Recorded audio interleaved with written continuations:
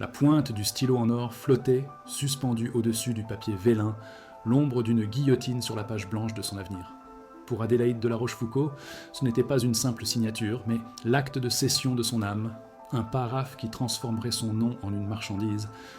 Dans le silence glacial de la mairie du 16e arrondissement, chaque seconde s'étirait comme une torture, le poids de l'honneur de sa famille écrasant ses épaules frêles sous le tissu austère de sa robe. Elle pouvait sentir le regard d'acier de l'homme assis en face d'elle, un regard qui ne la voyait pas, mais qui la possédait déjà. La pièce sentait la cire à parquet et les vieilles archives, une odeur de finalité et de bureaucratie qui contrastait cruellement avec les parfums de rose et d'ambre de son ancienne vie. Sa main tremblait, non de peur, mais d'une rage impuissante, la dernière étincelle de défi d'une lionne acculée, forcée de vendre sa liberté pour effacer les dettes de ses ancêtres. De l'autre côté de la table en acajou massif, le prince Alexander de Valoria observait son hésitation avec une patience prédatrice. Il n'y avait aucune trace de triomphe sur ses traits auscultés, seulement la satisfaction glaciale d'un plan méticuleusement exécuté sur une décennie. Ses yeux, d'un bleu polaire qui rappelait les glaciers de son royaume lointain, étaient des miroirs impassibles, ne reflétant que la défaite de la femme qu'il avait autrefois humiliée. Il portait un costume sombre, taillé à la perfection, une armure moderne qui ne dissimulait en rien la puissance contenue dans ses épaules larges et sa posture droite. Il était le chasseur au terme d'une longue traque, le roi sur un échiquier où il avait déplacé chaque pion menant à cet instant précis.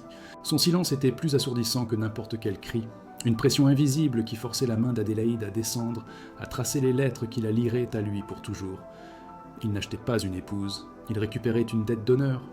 10 ans plus tôt, sous les lustres étincelants de la Galerie des Glaces à Versailles, elle était le soleil autour duquel toute la société gravitait. C'est là qu'elle l'avait publiquement éconduit, balayant d'un revers de main ganté son invitation à danser, le qualifiant de « prince de pacotille » devant une cour amusée. Lui, le souverain d'une obscure principauté montagnarde, avait osé aspirer à elle, Adélaïde, l'héritière intouchable d'un empire du luxe. Ce soir-là, ses diamants auraient pu racheter son pays tout entier.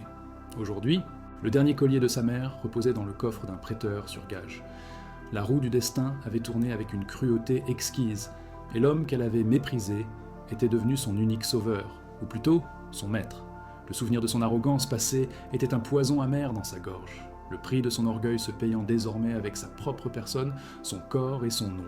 Le destin est une tapisserie complexe, tissée de fils d'orgueil et de fils de regret, et l'histoire d'Adélaïde et Alexander ne fait que commencer à dévoiler ses motifs tragiques. Si le poids de ce contrat et l'écho de cette humiliation passée résonnent déjà en vous, alors nous vous invitons à poursuivre ce voyage à nos côtés. Laissez un cœur pour signifier votre compassion pour cette héritière déchue, et partagez en commentaire ce que vous feriez à sa place, face à un choix si impossible. Surtout, abonnez-vous et activez les notifications pour ne rien manquer de la suite de cette romance tourmentée, car chaque chapitre révélera une nouvelle couche de leurs secrets, une nouvelle étincelle dans la guerre glaciale qui oppose leurs cœurs.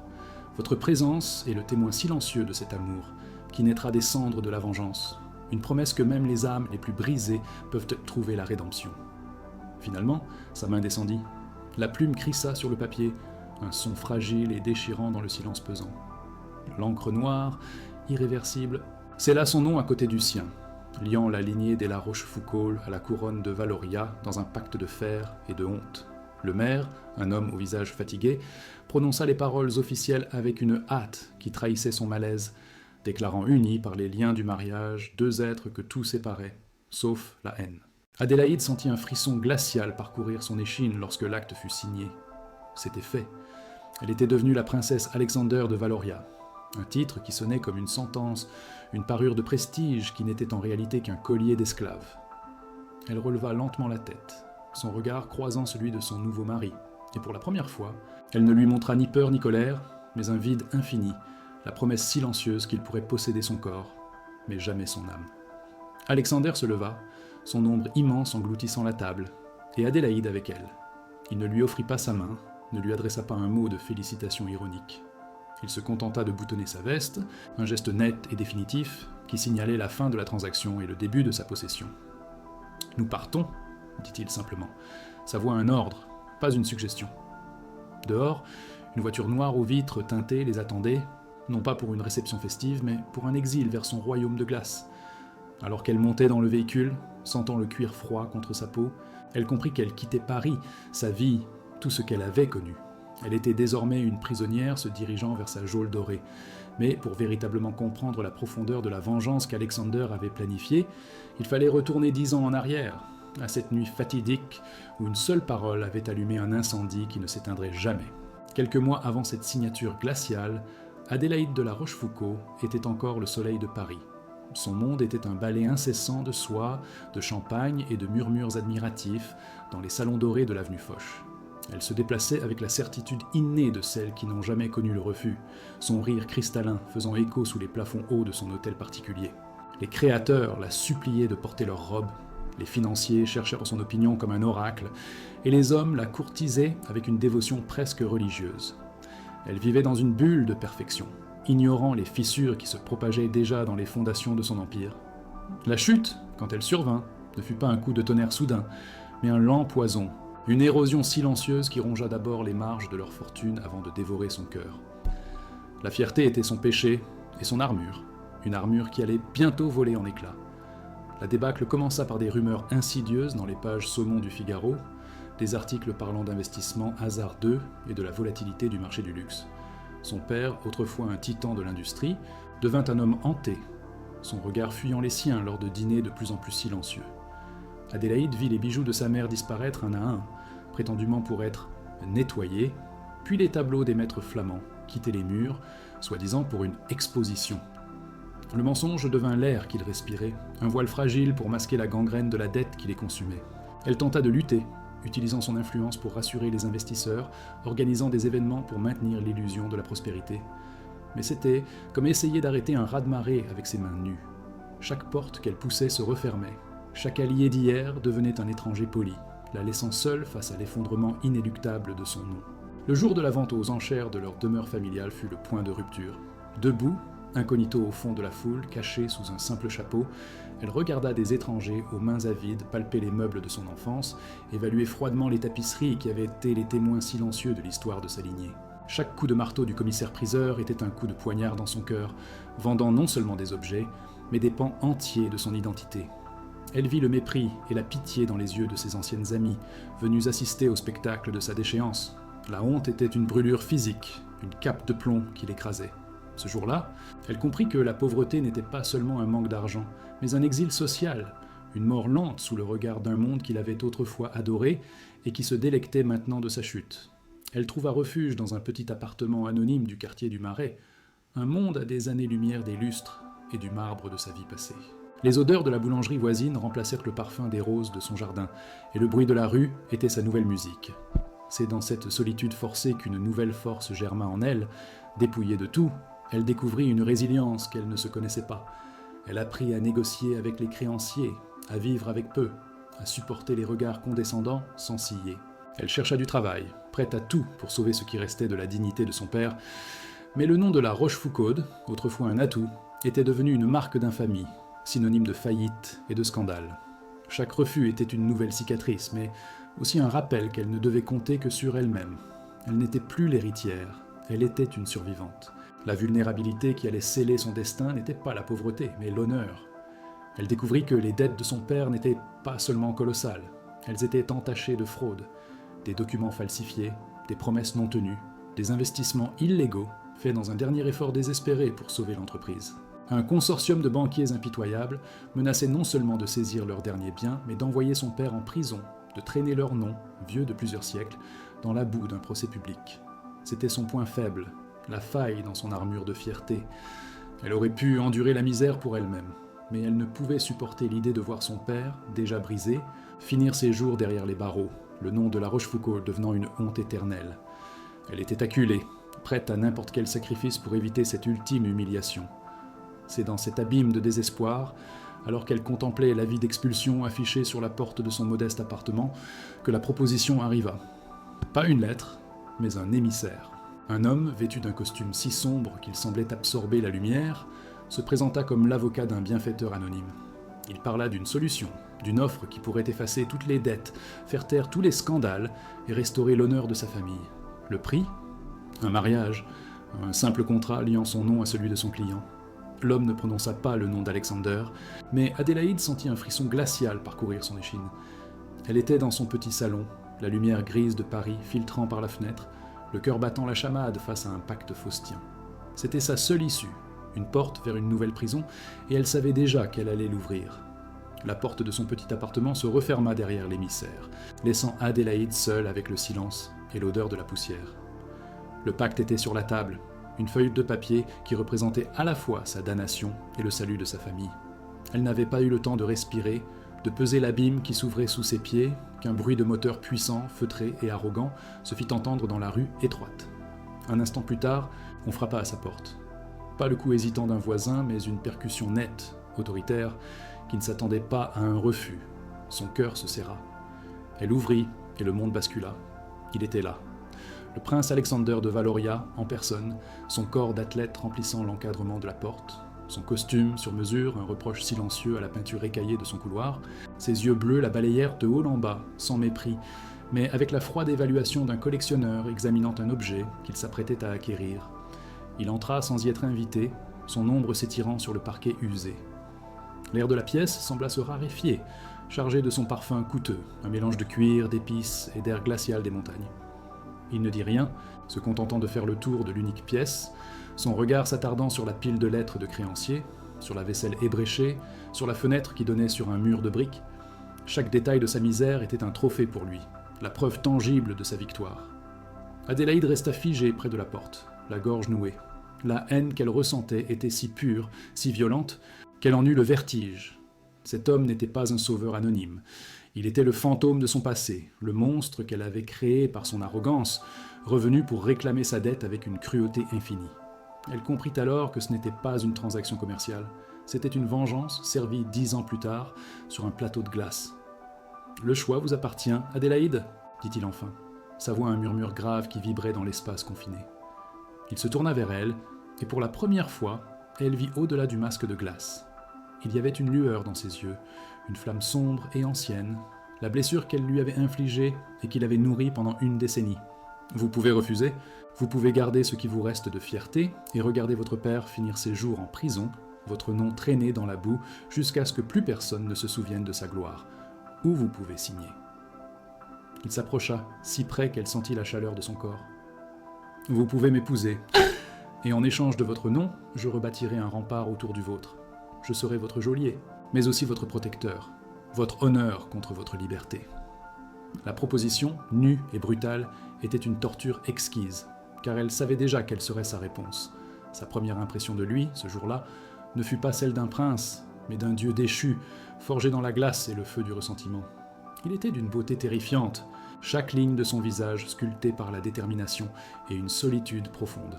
De son côté, il vit en elle non pas la jeune fille arrogante de Versailles, mais une femme dont la fierté avait été mise à nu, une lionne blessée, mais dont les griffes étaient encore acérées. Il vit la flamme indomptable dans ses yeux verts, et sut que la briser serait un défi plus grand encore que de la posséder. Cette reconnaissance mutuelle, cette perception de la force cachée sous la vulnérabilité de l'autre, créa un lien invisible et dangereux entre eux. Une attraction aussi puissante que leur haine, une promesse silencieuse de douleur et de passion, qui rendait la situation encore plus insupportable et inévitable. Il posa un document sur la petite table en bois, à côté d'un stylo en or massif dont l'éclat semblait déplacé dans ce décor de dénuement. C'était le contrat de mariage, détaillé, implacable, chaque clause un barreau de plus à sa future cage. « Vous avez 1 heure » déclara-t-il, son ton ne laissant aucune place à la négociation. « Une voiture vous attendra en bas. Si vous n'êtes pas dedans, l'offre sera retirée, et les poursuites contre votre père reprendront leur cours dès demain matin. » Il ne la menaçait pas, il énonçait simplement une suite logique d'événements, une certitude aussi froide et immuable que la mort. Il se dirigea vers la porte, s'arrêtant sur le seuil pour la regarder une dernière fois. « Ne me décevez pas, Adélaïde, j'ai attendu ce jour trop longtemps. » Son départ laissa un vide glacial, comme si toute la chaleur de la pièce s'était retirée avec lui. Elle ne prit pas 1 heure. Elle n'avait besoin que d'1 minute pour revivre chaque étape de sa chute, pour sentir le poids de l'honneur de sa famille sur ses épaules. Elle se dirigea vers la table, sa main ne tremblait plus. Une froide résolution avait remplacé la peur et la colère. Elle prit le stylo, son poids familier dans sa paume, et signa. Son paraphe était ferme, presque agressif. C'était un acte de capitulation, mais aussi un défi. Elle acceptait sa défaite, mais elle ne se rendait pas. Elle plia le contrat, le glissa dans son sac à main usé, et jeta un dernier regard à l'appartement qui avait été son refuge et sa prison. Elle descendit les escaliers, la tête haute, prête à affronter son destin. La voiture noire l'attendait, une bête de métal silencieuse prête à l'emporter vers sa nouvelle vie, ou plutôt vers le début de sa propre vengeance. Le voyage s'était déroulé dans un silence de plomb, un purgatoire de cuir froid et de paysages qui se muaient lentement, passant des boulevards parisiens aux sommets acérés des Alpes. Le château de Valoria n'était pas un palais, mais une forteresse taillée dans la montagne elle-même, une sentinelle de granit et d'ardoise qui défiait le ciel gris. En franchissant le seuil, un courant d'air glacial, porteur de l'odeur de la pierre humide et du feu de bois, l'enveloppa comme un linceul. Alexander se tenait au centre du grand hall, dont les murs étaient ornés non pas de tapisseries précieuses, mais de cartes anciennes et d'armes de collection. Son ombre s'étirait sur le sol, en dalles de pierre, immense et dévorante. Il ne lui offrit aucun mot de bienvenue, se contentant de la regarder absorber la froide majesté de sa cage dorée. C'était un monde forgé par la rigueur et le pouvoir, un univers où la beauté était une arme et non un ornement, et elle comprit instantanément que pour survivre ici, elle devrait devenir aussi dure que la pierre qui l'entourait.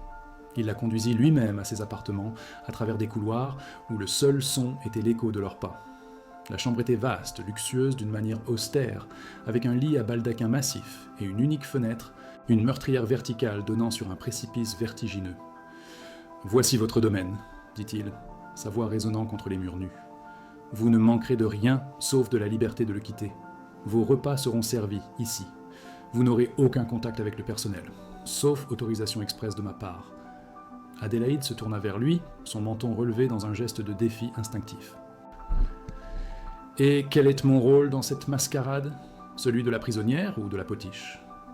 Un éclair presque imperceptible traversa les yeux d'Alexander, une lueur de surprise face à son audace. « Pour l'instant, celui d'une épouse qui apprend la modestie, une leçon que vous auriez dû recevoir il y a bien longtemps. » Il referma la lourde porte en chêne derrière lui, le bruit du verrou qui s'enclenche étant le point final de sa première journée en tant que princesse de Valoria. Les jours suivants furent une épreuve de silence et de solitude. Son seul contact humain était une femme d'un certain âge, Madame Elara, l'intendante du château. C'était une créature de l'ombre, vêtue de noir, dont le visage semblait avoir été sculpté dans le même granit que les murs.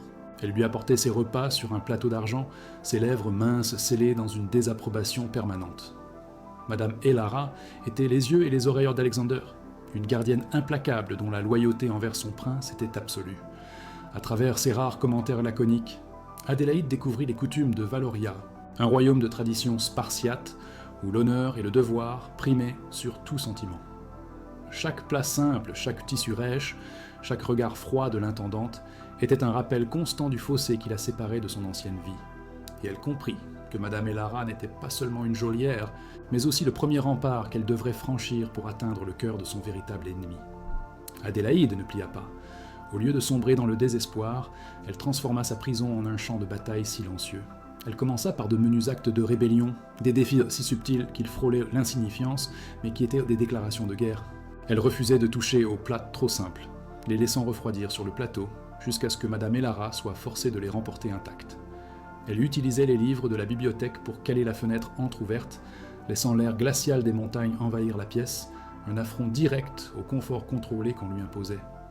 Un jour, elle défit sa coiffure impeccable pour laisser ses cheveux tomber en cascade sur ses épaules, un geste de liberté sensuelle dans un lieu qui en était dépourvu. Alexander, informé par son intendante, observait ce jeu avec une fascination qu'il peinait à dissimuler. Il s'attendait à des larmes, à des suppliques. Il découvrait une adversaire dont la volonté était aussi inflexible que la sienne, une résistance qui nourrissait autant sa colère que son admiration involontaire. La confrontation directe eut lieu une semaine plus tard.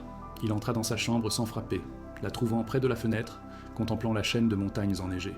« Votre défi m'amuse, Adélaïde, mais ne vous y trompez pas, je peux vous briser quand je le souhaite. » Elle se retourna lentement, son regard vert rencontrant le sien sans ciller. « Vous ne pouvez briser que ce qui est déjà fragile, Altesse. Vous m'avez peut-être tout pris, mais vous avez oublié une chose. L'orgueil des La Rochefoucauld a survécu à des révolutions. Il survivra à un prince de pacotille. » Le vieil anathème, prononcé dans le silence glacial de la pièce, eut l'effet d'une gifle. Il s'approcha d'elle, son corps puissant éclipsant sa silhouette fine, l'air crépitant de tension. Pour la première fois, elle vit une émotion pure dans ses yeux, une fureur blessée. Mais sous la colère, il y avait autre chose, une lueur sombre et possessive, l'attraction dangereuse du prédateur pour la seule proie qui ose lui tenir tête. Quelques semaines s'étaient écoulées depuis son arrivée, transformant le château en un échiquier où chaque silence était un mouvement stratégique. La dynamique entre eux était devenue un enchevêtrement complexe de haine, de dépendance et d'une fascination mutuelle et réticente. Madame Elara restait sa gardienne vigilante, rapportant chaque acte de défi, tandis que les autres membres du personnel du château n'étaient que des ombres fuyantes. Un soir, alors qu'elle pensait que la routine de son isolement était immuable, Alexander apparut à sa porte, son visage redevenu un masque d'impassibilité glaciale. « Le mois prochain, je reçois une délégation de financiers internationaux. Des hommes que vous connaissez bien. Ils viennent finaliser un accord vital pour Valoria. » Il marqua une pause, la regardant droit dans les yeux, savourant l'impact de ses prochains mots. « Vous serez présente, mais vous ne serez pas à ma table. Vous porterez un tablier et vous ferez le service. Il est temps que le monde voie la nouvelle Adélaïde de la Rochefoucauld. » Le soir de la réception arriva, drapé dans un silence glacial que même le crépitement des feux dans les cheminées ne parvenait pas à réchauffer. Adélaïde se tenait dans l'ombre d'une alcôve, le tablier blanc, simple et brutal, noué sur une robe noire austère. Elle observait l'arrivée des invités, des visages familiers tirés de son ancienne vie, des banquiers et des industriels qui avaient autrefois brigué ses faveurs. Leur regard la balayait, d'abord avec confusion, puis avec une lueur de pitié et de curiosité malsaine qui la brûlait plus sûrement qu'un fer rouge. Elle n'était plus Adélaïde de la Rochefoucauld, l'héritière. Elle était une énigme, un fantôme au service du prince qui l'avait achetée. Alexander se tenait au centre de la salle à manger, un roi dans sa forteresse, et son regard croisa le sien un bref instant. Un regard qui ne contenait ni triomphe ni regret, seulement l'ordre silencieux de jouer le rôle qu'il lui avait assigné dans cette tragédie. Le dîner commença. Chaque pas qu'elle faisait sur le sol, en marbre poli, était une épreuve. Ses mains, qui avaient signé des contrats valant des millions, portaient maintenant de lourds plateaux en argent, la chaleur des plats se propageant à travers le métal. Elle se déplaçait avec une grâce mécanique, son visage un masque de neutralité parfaite, tandis qu'à l'intérieur, la honte et la rage menaient une guerre dévastatrice. Elle servit le vin à un homme qui, l'année précédente, lui avait offert un yacht pour son anniversaire. Il refusa de croiser son regard, son malaise presque aussi palpable que sa propre humiliation. Elle sentait le poids du silence chaque fois qu'elle s'approchait de la table, les conversations s'interrompant, les murmures reprenant dès qu'elle s'éloignait. Elle était le spectacle, le clou de la soirée, la preuve vivante et respirante du pouvoir absolu du prince de Valoria. Alexander l'observait depuis le bout de la table, ses yeux bleus ne la quittant jamais. Il avait imaginé cette scène des centaines de fois, fantasmant sa reddition, ses larmes, sa fierté brisée en 1000 morceaux. Mais ce qu'il voyait le déconcertait. Elle ne pleurait pas, elle ne tremblait pas. Elle accomplissait sa tâche avec une dignité glaciale, une perfection silencieuse qui était une forme de défi plus subtile et plus puissante que n'importe quelle rébellion ouverte. Son endurance transformait son humiliation en une sorte de martyr silencieux, et pour la première fois, une fissure apparut dans la certitude de sa vengeance. Il voyait non pas la jeune fille arrogante de Versailles, mais une reine déchue dont la couronne invisible brillait encore plus fort dans l'adversité. Le plaisir qu'il s'attendait à ressentir se mua en un malaise indéfinissable, un goût amer de victoire vide. Le point de rupture survint au moment du dessert. Un des invités, un homme particulièrement obséquieux envers Alexander, laissa tomber sa cuillère en argent sur le sol avec un bruit cristallin qui déchira le silence. Il la regarda avec un sourire condescendant, attendant qu'elle se baisse pour la ramasser, comme n'importe quelle servante. Tous les regards convergèrent vers elle. C'était le test final, l'humiliation ultime, orchestrée ou du moins permise par le silence de son mari. Alexander ne dit rien, ne fit pas un geste. Il la laissa seule, exposée au centre de l'arène, son inaction étant la plus cruelle des complicités. Il aurait pu l'arrêter d'un mot, préserver un dernier lambeau de son honneur, mais il choisit de la laisser tomber, de la laisser s'agenouiller devant le monde qu'il avait autrefois adoré. Mais Adélaïde ne s'agenouilla pas. Elle resta debout, immobile, pendant une seconde qui sembla durer une éternité. Puis, avec une lenteur calculée, elle se tourna, non pas vers la cuillère, mais vers la porte massive de la salle à manger. Sans un mot, sans un regard en arrière, elle la franchit. Son départ ne fut pas une fuite éperdue, mais une retraite stratégique, un acte de souveraineté absolue. Elle laissait derrière elle le spectacle, les spectateurs et son geôlier. Le bruit de la porte se refermant doucement résonna comme un coup de tonnerre dans la salle soudainement silencieuse.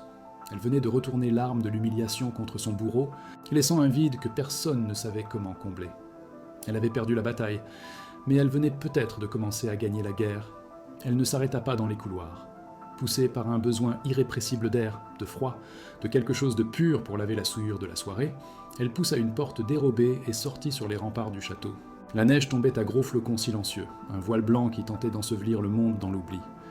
Le vent glacial mordit sa peau, mais la douleur était la bienvenue, une sensation réelle pour chasser les fantômes de la salle à manger. Dans la pièce qu'elle venait de quitter, le silence s'était mué en un embarras palpable. Alexander fixait la porte close, le visage impénétrable, mais ses mains, sous la table, étaient resserrées en poing si fort que ses jointures étaient blanches. La victoire avait le goût des cendres. Il avait voulu la briser, mais il sentait confusément que c'était peut-être lui qui venait de se fendre. Le vent glacial des remparts cinglait son visage, chaque flocon de neige une brûlure de glace sur sa peau échauffée par la honte. Adélaïde ne sentait rien, ou plutôt, elle sentait tout avec une intensité qui la laissait vide, anesthésiée.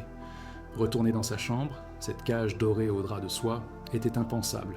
C'eût été admettre sa défaite, se soumettre à l'ordre silencieux de son geôlier. Guidée par un instinct de survie pure, elle erra dans les couloirs les plus sombres et les plus froids du château, loin des feux crépitants et des regards curieux du personnel. Elle trouva refuge dans une chapelle désaffectée, une petite crypte de pierre où l'air sentait la poussière des siècles et l'encens oublié. S'asseyant sur un banc de bois dur, dans l'obscurité quasi totale, elle laissa le froid pénétrer ses os.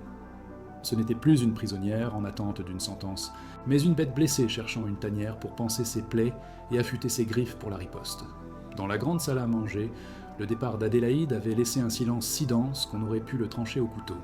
Alexander congédia ses invités avec une courtoisie glaciale, son visage un masque de marbre impénétrable. Mais dès que la lourde porte se referma sur le dernier d'entre eux, le masque se fissura. Il ne fracassa pas un verre, ne laissa échapper aucun cri. Sa fureur était une implosion silencieuse. Il se rendit dans son bureau, se servit un verre d'alcool ambré et fixa les flammes dans la cheminée. La chaleur du feu ne parvenait pas à dissiper le froid qui s'était emparé de lui. Il avait orchestré chaque détail de cette soirée, chaque regard de pitié, chaque murmure condescendant. Il avait voulu la voir s'effondrer, et à la place, elle lui avait offert une dignité qui transformait sa vengeance en un acte de barbarie mesquin. Il appela Madame Elara, lui ordonnant de vérifier la chambre de la princesse. Le retour de l'intendante, le visage fermé, ne fit que confirmer ce qu'il savait déjà. La cage était vide. Les premiers jours furent une épreuve de volonté. Adélaïde survécut grâce au reste qu'elle dérobait la nuit dans les cuisines désertes, se déplaçant comme une ombre dans les entrailles du château qu'elle apprenait à connaître.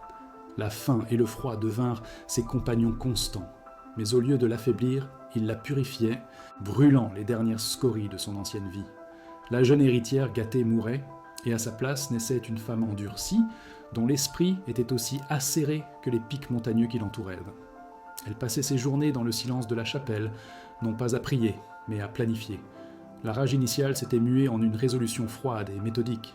S'échapper n'était plus suffisant. Elle ne voulait pas seulement sa liberté. Elle voulait comprendre la mécanique du pouvoir de son mari pour pouvoir la démanteler, pièce par pièce. Elle était devenue une stratège dans sa propre guerre de libération. Pendant ce temps, une anxiété sourde et inhabituelle rongeait Alexander. Il fit croire au personnel que la princesse était souffrante et avait besoin d'un repos absolu, interdisant à quiconque d'approcher ses appartements. Il organisa des recherches discrètes, envoyant quelques hommes de confiance explorer les abords du château, prétextant une faille dans la sécurité. Mais au fond de lui, il sentait qu'elle n'était pas partie. Elle était là, quelque part, dans les murs de sa forteresse, le défiant par sa seule absence. Chaque nuit, l'insomnie le poussait à arpenter les couloirs silencieux, une lanterne à la main, scrutant chaque ombre, tendant l'oreille au moindre bruit. Le château, autrefois symbole de sa puissance, était devenu le tombeau de sa tranquillité, hanté par le fantôme d'une femme qu'il avait cru posséder, mais qui lui échappait de la plus cruelle des manières. Il découvrait que le silence de la solitude était bien plus assourdissant que les cris de la haine. Plusieurs semaines s'écoulèrent, transformant leur séparation en une routine étrange et invisible. Adélaïde, plus mince mais les yeux brillants d'une intelligence féroce, avait découvert un réseau de passages de service oubliés, des veines secrètes qui parcoururent le corps de pierre du château. L'un de ces passages la menait derrière une grande tapisserie dans la bibliothèque, adjacente au bureau d'Alexander. De là, cachée dans l'obscurité, elle pouvait l'entendre. Elle entendait ses pas lourds sur le parquet, le bruit du verre posé avec trop de force sur le bois, et parfois des murmures se frustrés adressés à lui-même. Elle l'écoutait dicter des lettres, gérer son empire, et elle commença à assembler les pièces du puzzle de sa vie. Chaque information était une arme, chaque moment de vulnérabilité perçue était une fissure dans son armure. Elle n'était plus la proie. Elle était devenue le chasseur, patiente et silencieuse, attendant le moment parfait pour frapper. 1 mois exactement s'était écoulé depuis la nuit du dîner. 1 mois de silence radio entre 2 continents d'une même forteresse. Adélaïde, depuis son poste d'observation secret dans l'aile ouest, connaissait désormais les habitudes de son mari mieux que lui-même. De son côté, Alexander était un homme au bord de la rupture, sa victoire transformée en une obsession torturante. Ce soir-là, assis à son bureau, l'esprit embrumé par la fatigue et le whisky, son regard fut attiré par un détail infime, une dissonance dans la perfection de son sanctuaire. Sur le cadre de la porte massive, près de la serrure complexe, il y avait une éraflure fraîche, presque microscopique, comme si un outil fin avait tenté de forcer le mécanisme. Ce n'était pas la marque d'un cambrioleur, mais celle d'une exploration patiente. À cet instant, il comprit. Elle n'avait pas fui. Elle était là, et elle cherchait quelque chose. Le jeu venait de changer. La recherche passive était terminée, une traque active et dangereuse allait commencer. La découverte de cette infime éraflure sur le chambranle de sa porte fut le détonateur.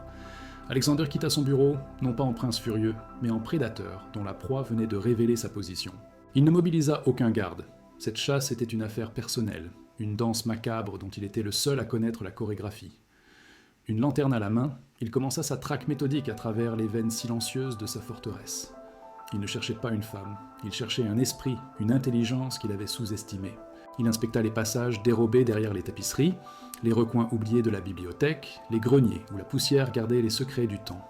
Chaque porte ouverte sur le vide était une petite défaite, chaque couloir silencieux une insulte à son obsession. Il était le roi de ce labyrinthe de pierre, et pourtant, elle, sa prisonnière, s'y était dissoute comme un fantôme, le narguant par son absence même. Sa logique de chasseur se mêla à la connaissance intime qu'il avait désormais d'elle. Adélaïde ne chercherait pas le confort, elle chercherait le symbole. Elle ne se cacherait pas dans la chaleur, mais dans le froid qui faisait écho à son propre cœur.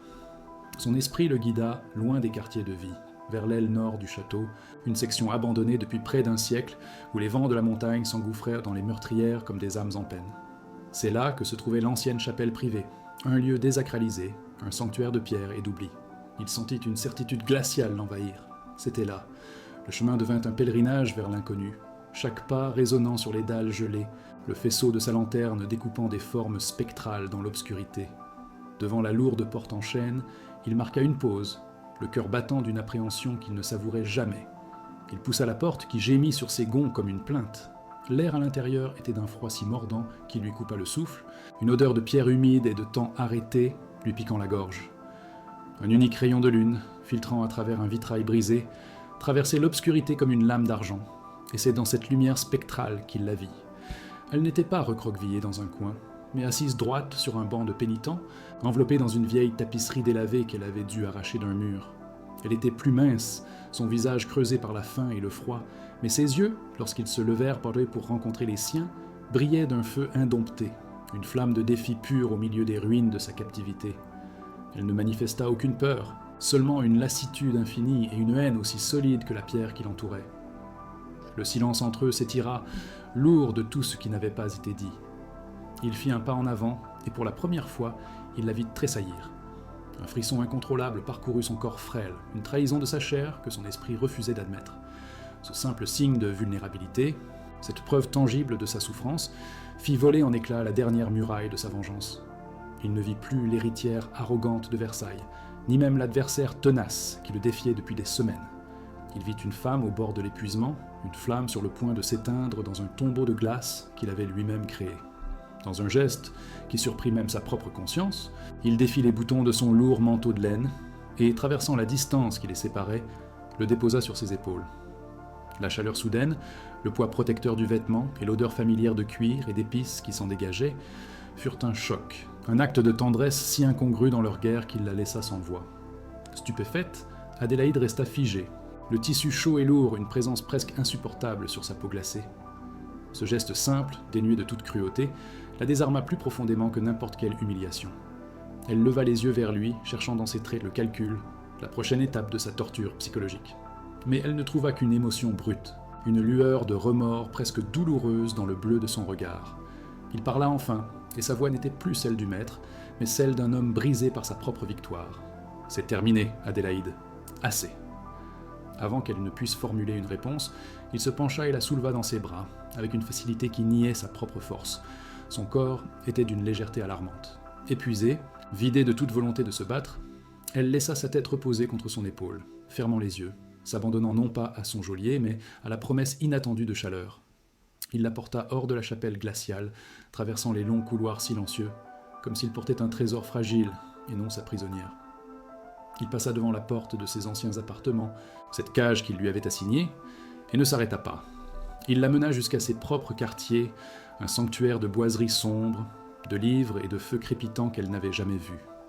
Il la déposa délicatement sur le large canapé en cuir qui faisait face à la cheminée, rajustant le manteau sur elle comme une couverture.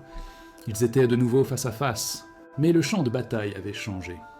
Elle était dans son antre, enveloppée de sa chaleur, tandis qu'il se tenait debout, la regardant avec une intensité nouvelle, un mélange de culpabilité et d'autorité perdue. La guerre n'était pas finie, mais une trêve fragile et tacite venait d'être déclarée, laissant en suspens la question terrifiante de ce qui allait advenir maintenant que le monstre avait montré une lueur d'humanité.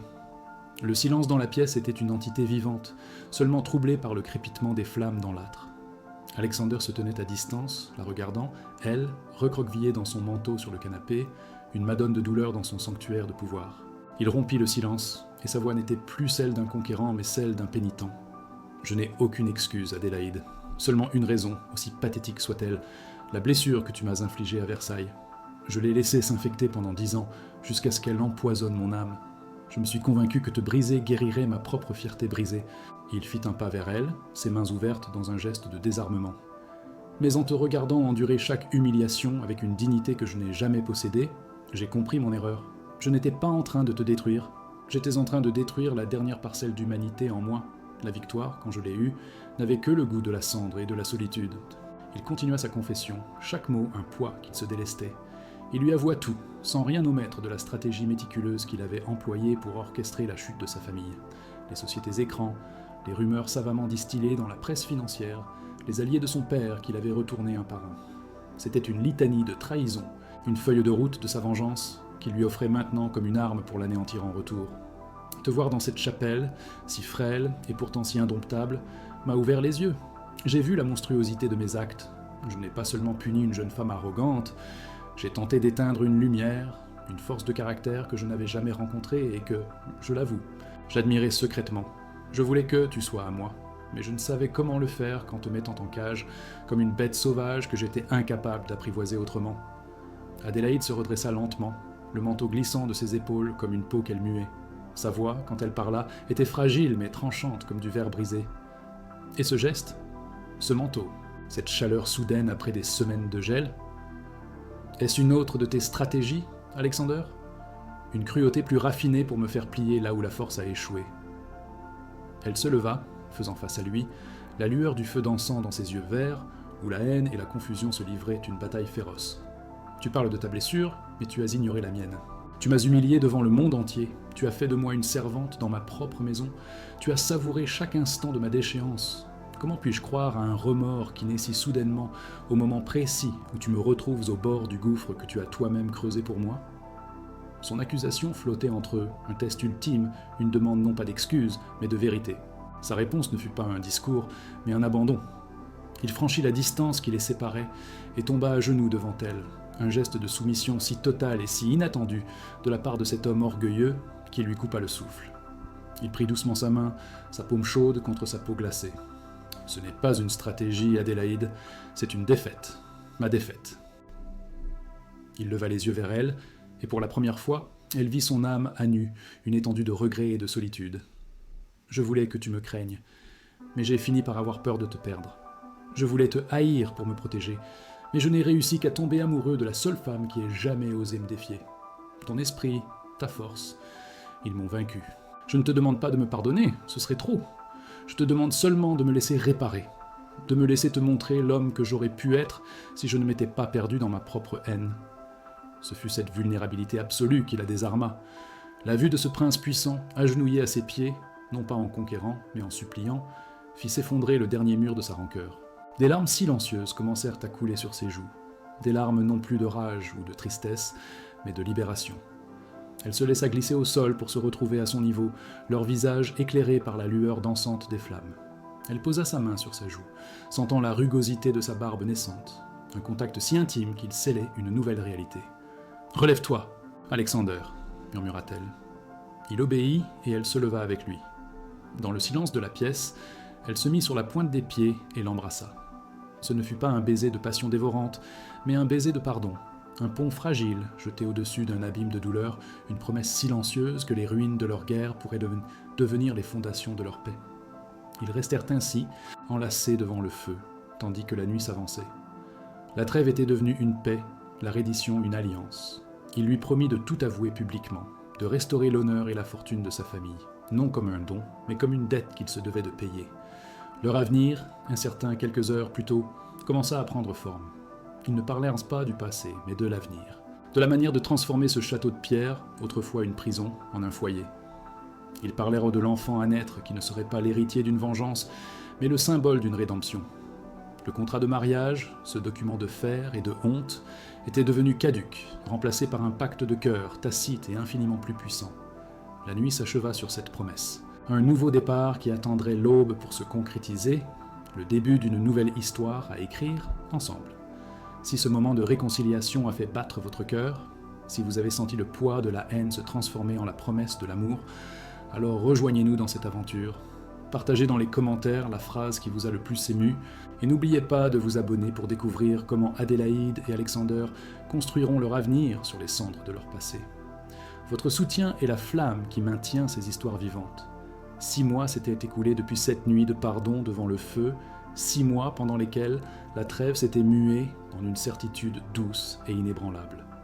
Aujourd'hui, dans la petite chapelle du château, restaurée et baignée d'une lumière d'hiver qui filtrait à travers les vitraux ravivés, ils se tenaient de nouveau face à face. Adélaïde portait une simple robe de velours crème qui épousait la courbe délicate de son ventre, promesse d'une vie nouvelle. Il n'y avait pas de contrat sur l'autel, seulement 2 alliances en or de Valoria, forgées à partir du métal des montagnes qui les entourait. Quand Alexander lui prit la main, ce n'était plus le geste d'un propriétaire, mais celui d'un homme qui confiait son âme. Ses yeux, autrefois des éclats de glace, étaient maintenant des lacs profonds où se reflétaient une adoration et une gratitude infinie. Leurs vœux, murmurés dans le silence sacré, n'étaient pas des obligations légales, mais le serment de 2 survivants qui avaient choisi de bâtir un royaume sur les ruines de leur propre guerre. Le château de Valoria, autrefois forteresse et prison, était devenu leur sanctuaire. Les matins ne commencèrent plus par la solitude glaciale, mais par la chaleur du soleil se levant sur les sommets enneigés, observés depuis le lit qu'ils partageaient. Adélaïde passait ses journées dans la grande bibliothèque, non plus comme une fugitive, mais comme la présidente respectée du groupe La Rochefoucauld, qu'elle dirigeait à distance avec une acuité redoutable, reconstruisant l'empire de son père pierre par pierre. Alexander n'était jamais loin, lui apportant du thé, discutant avec elle des stratégies financières, son admiration pour son intelligence et sa résilience étant le fondement de leur nouvelle dynamique. Il était son conseiller le plus loyal, son partenaire le plus dévoué. Le pouvoir n'était plus une arme entre eux, mais un outil qu'ils maniaient ensemble. Leur quotidien, un ballet silencieux de respect mutuel et de gestes tendres, qui valait plus que tous les discours. Les fantômes du passé avaient été chassés, leurs symboles transformés. La fenêtre de sa chambre, qui donnait autrefois sur un précipice de désespoir, était maintenant la fenêtre de la nurserie, offrant la plus belle vue du domaine, un horizon de promesses pour leur enfant à naître.